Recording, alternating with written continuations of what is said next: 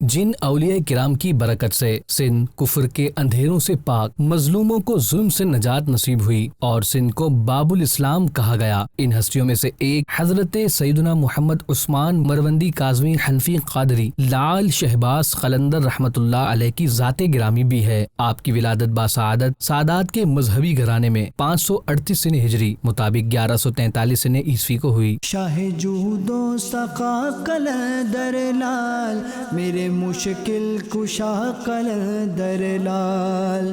چہرہ انور سے مشہور پتھر لعل کی طرح سرخ کرنیں نکلتی محسوس ہوتی تھیں، جس کی وجہ سے لعل کے لقب سے شہرت پائی۔ شہباز کا لقب امام حسین رضی اللہ عنہ سے عطا ہوا، جبکہ سلسلہ قلندریہ نسبت سے قلندر مشہور ہوئے۔ آذربائیجان کے قصبے مروند میں پیدا ہوئے، اس لیے آپ رحمت اللہ علیہ کو مروندی کہا جاتا ہے۔ آپ کی ابتدائی تعلیم و تربیت والد گرامی کے زیر سایہ ہوئی۔ شاہ جود و سخا قلندر لال، میرے مشکل کشا قلندر لال۔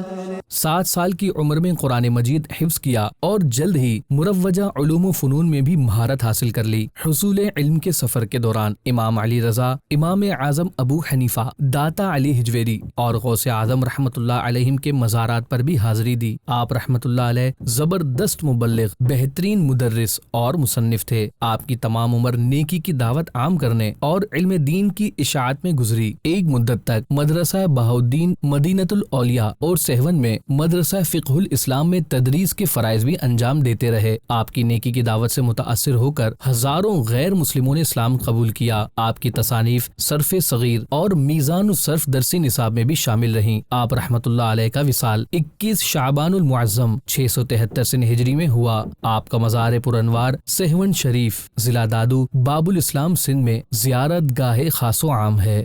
اس طرف بھی ذرا کرم کی نظر، اس طرف بھی ذرا کرم کی نظر، ہے لگا سرا قلندر لال، میرے مشکل کشا قلندر لال۔